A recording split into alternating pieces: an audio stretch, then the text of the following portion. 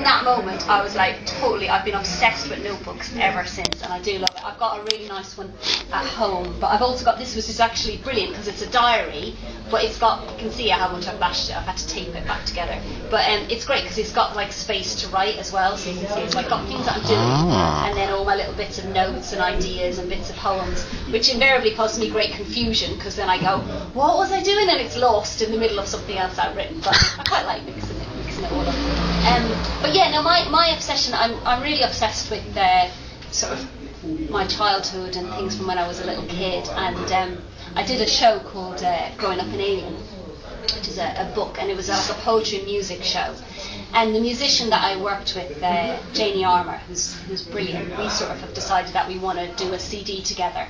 So she basically wrote all the music for the show and performed it live with me. But what we're trying to do now is, a bit like what you were saying, is she's writing music and sending it to me, and then I'm listening to it. So just like put it on a loop and play it over and over again and try and write.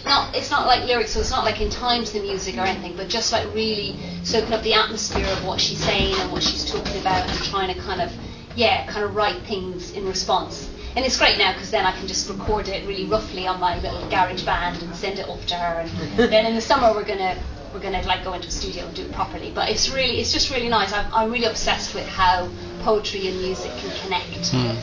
So that's the big thing at the minute. And also with the childhood thing, I'm sort of I'm doing a project with Apples and Snakes and Oily Cart, which is a children's theatre company.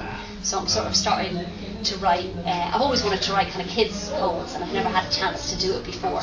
And it's a show. Oily Cart are doing the show in a swimming pool. So basically, I've been going along to rehearsals, and they've been getting me to pretend to be one of the students, and they just sort of put you into the water, and it's like this. They have music, they have gamelan kind of gongs going and singing, and they have a mist machine and all and they just bring around, it's paradise. I just thought, I love my job. And they just kind of bring you around, and you're introduced to the different characters, and it's just, never mind kids, it's just beautiful for anybody. It's amazing. I really, really love it. So I was just going to read you, two little things. One which is in my book, which is sort of about, we're talking about, because the tragedy of my life is that I'm obsessed with music but can't actually sing a note. But when I was little, I had my own little ambitions, and this is just a poem from, basically, this is when I was 3 years of age, so it's called Origins.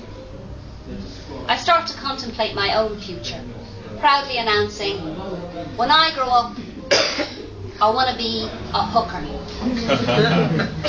You know, like Nana. My dad is unimpressed with this description. What are you talking about? You know, when she does the thing with the hooks, the needles. My mother laughs. That's crochet. But my dad instead teaches me to say, when I grow up, I want to be a nuclear physicist. I tell my brother, I'm Jason, intergalactic warrior spy, guardian of the universe. We're not actually related. He says, I know, I was born in Dublin, but you were made in Sweden.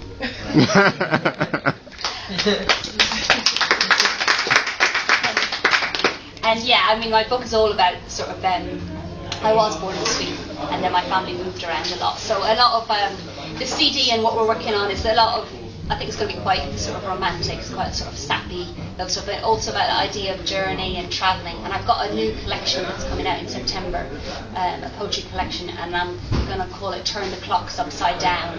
And a lot of it is about sort of journeys and travelling and time and all that kind of stuff.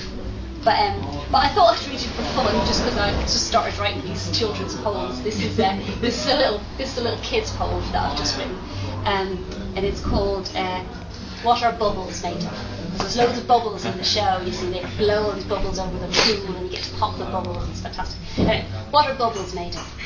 Bubbles are made from fairy wings and lots of other funny things, like sugar rainbows stolen from puddles, like elastic white rabbits longing for cuddles, like the silliest laugh from a circus clown, like the song of a trapeze artist who won't come down, like top hats and clean dishes, like the sum of 3 magic wishes, like the dust from a shooting star, like the hum of a Grand Prix racing car, like the lightness of ladybirds tap dancing, like the shock of 100 unicorns prancing, like the very first smile of a newborn baby, like the surprising taste of soapy green gravy, like you and me playing on a sunny afternoon, like the sadness that it all has to end so soon.